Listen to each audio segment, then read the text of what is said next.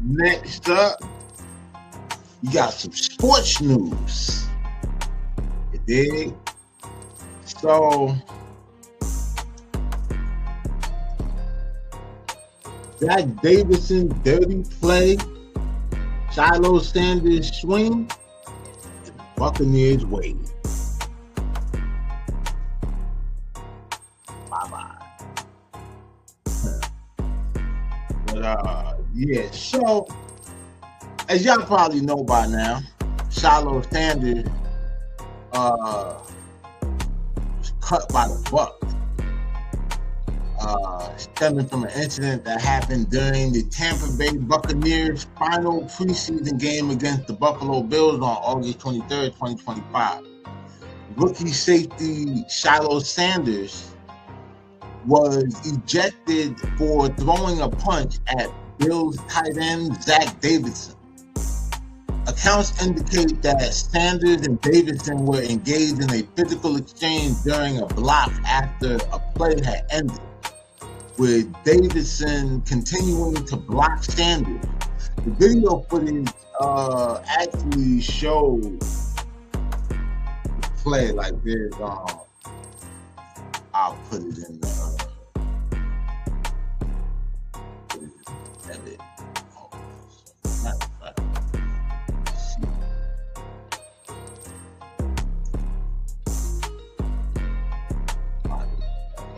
Should have had it locked up.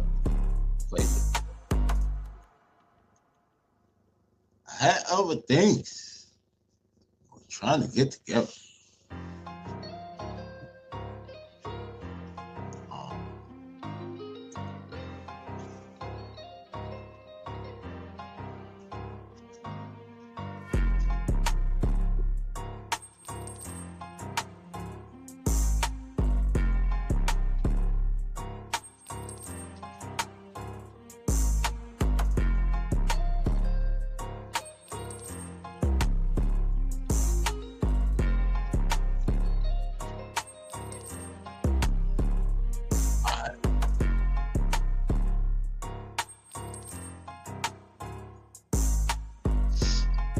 All right, we got a clip here that we can pull up real quick.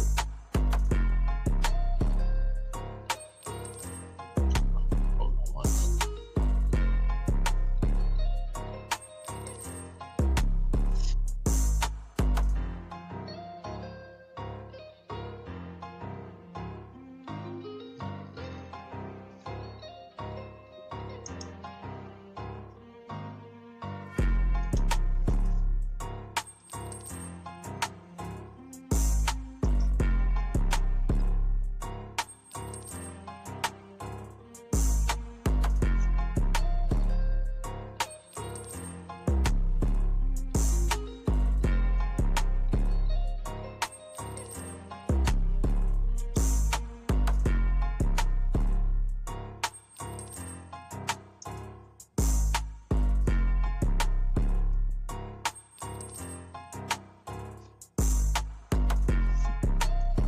Rookie safety Shilo Sanders jeopardized his NFL prospects on Saturday night after being ejected from a preseason game against the Buffalo Bills for throwing a punch.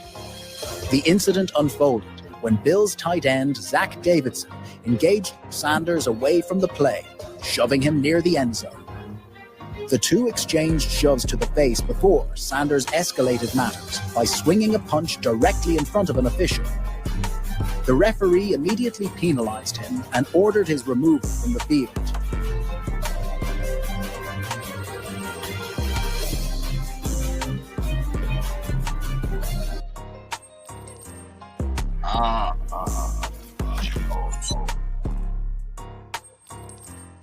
Here's something I wasn't supposed to do. But yeah. So that was that was the play, right? So we saw,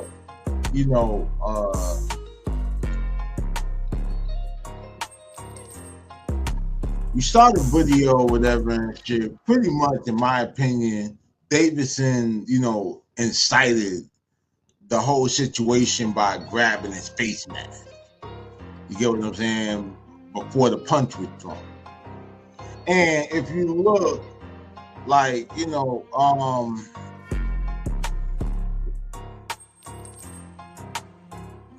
it was open hand. Like, it wasn't like, bro, he got a goddamn helmet on. Like, he's not, you understand what I'm saying? Like, Sanders' punch resulted, like they said, in an immediate penalty flag and ejection from the game, according, you know, the sources. The Buccaneers coach, Todd Bowles,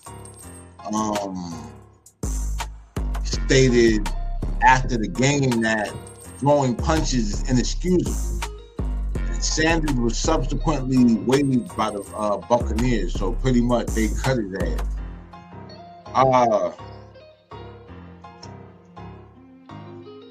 And like I said, there's several, you know, replays out here of the altercation between Sanders and Davidson.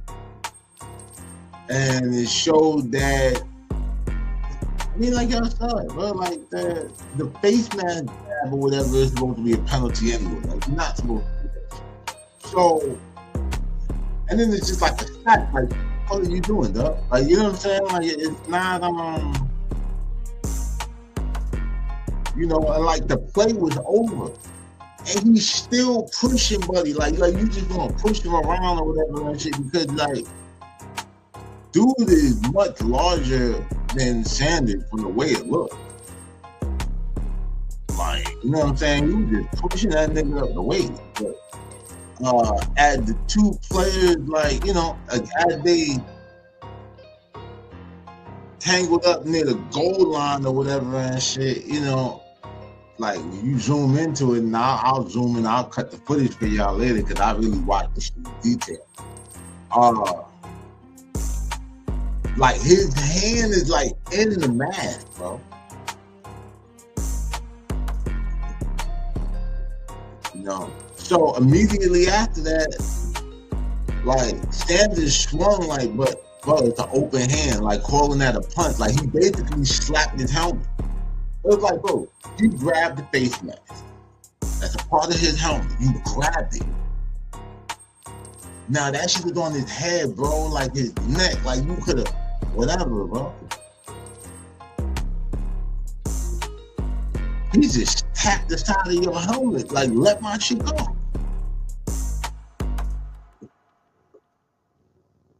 So, you know, the referee, he gonna throw the flag for unnecessary roughness, but where's the unnecessary roughness for Davidson pushing this nigga halfway down the field after the play is over? Because Davidson didn't get penalized for his part in the scuffle at all. Buccaneers coach or whatever reportedly argued with officials after the play, you know, pointing out Davidson's initial contact. But, however, you know, the rules for penalizing throwing a punch more severely than grabbing a face mask, but still it's like cause and effect, man. And this is not a punch. It's like slap the man's helmet. So I'm just saying, if you grab me, well, I ain't gonna lie, either one of them gonna get you fucked up. I was gonna say, if you grab me and slap me, I was about to say some bullshit that I couldn't live by.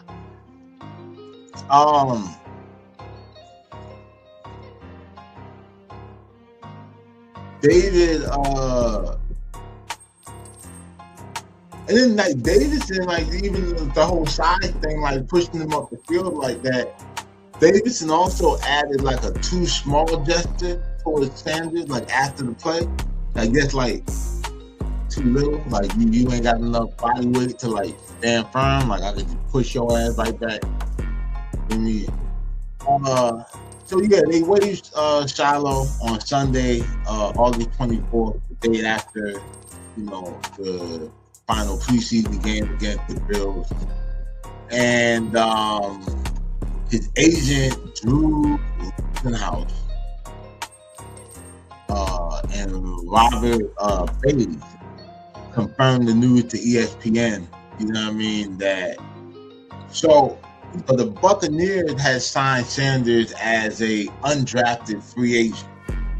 You know, there was a lot of talk about that or whatever. Like, basically, they gave like a participation trophy or something like that. But they had people wondering, like, yo, is he kind of just getting on because of his name and so on and so forth?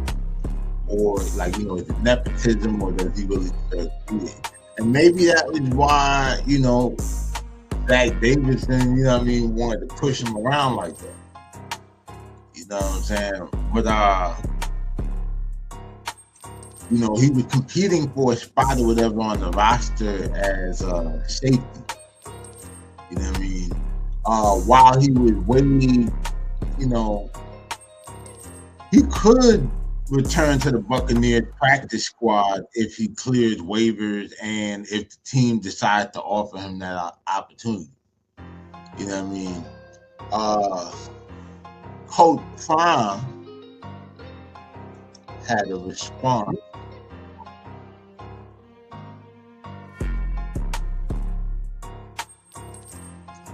Coach Prime had a response. I'll bring it up real quick. Watch it.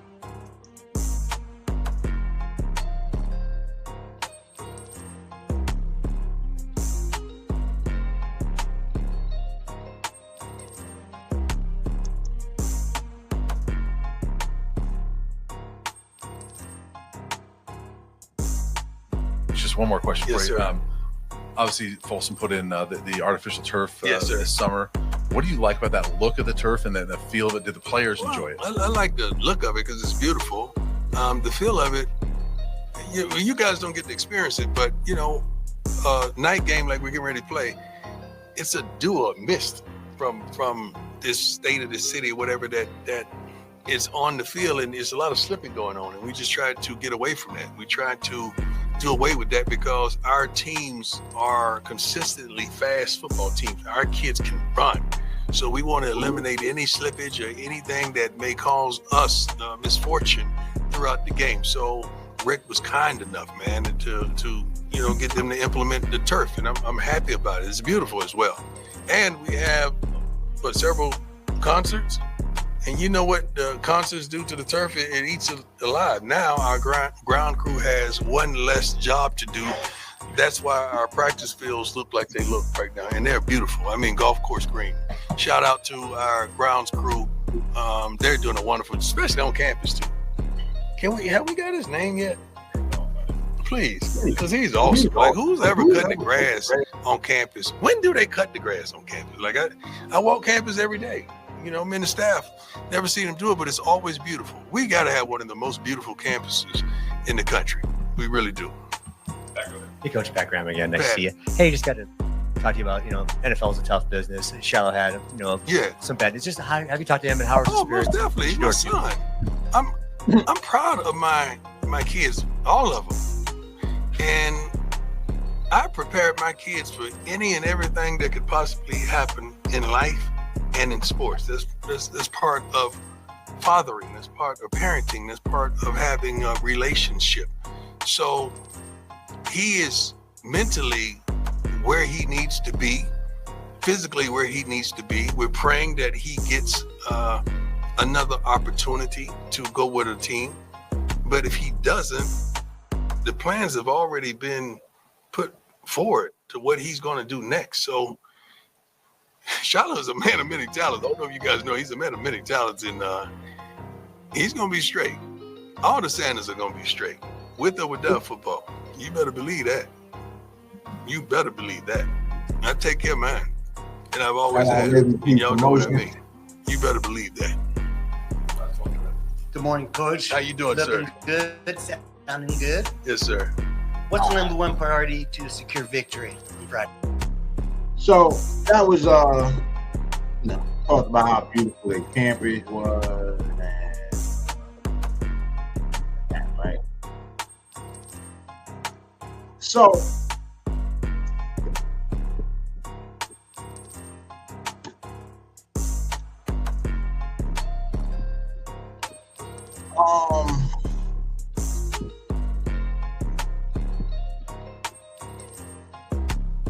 said Sanders said, you know, he's preparing, you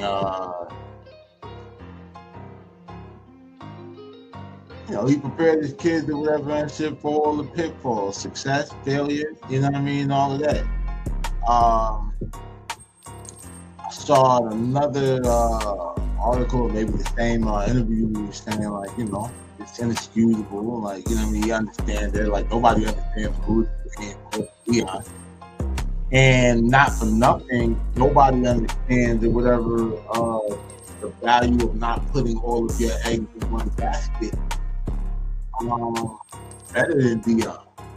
Very diversified as an athlete, businessman, like, you know what I'm saying? So I'm pretty sure, you know, like his kids, you know what I'm saying, like took, you know, definitely took some point in the spot. Why not? You know what I'm saying? Like,